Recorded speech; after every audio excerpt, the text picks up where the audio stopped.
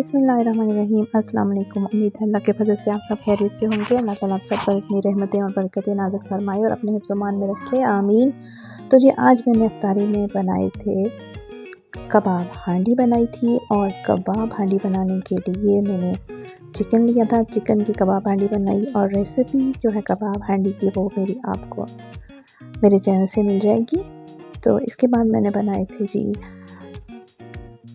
आलू के पकोड़े, जिसमें 1 कप बेसन, 1 कप मैदा लिया मैंने, नमक, कुटी हुई लाल मिर्च और ज़ीरा शामिल किया और धनिया डाला, और इसको पानी के साथ मैंने मिक्स कर लिया।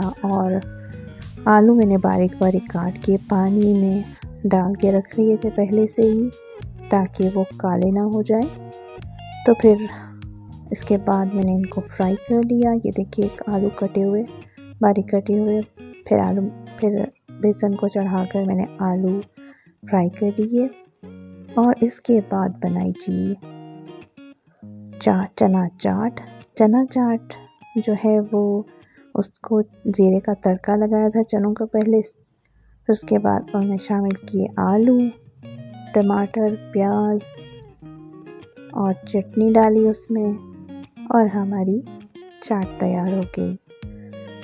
तो मुझे दीजिए इजाज़त। दुआ में याद रखिएगा, खुश रहिएगा। अल्लाह हाफ़िज़।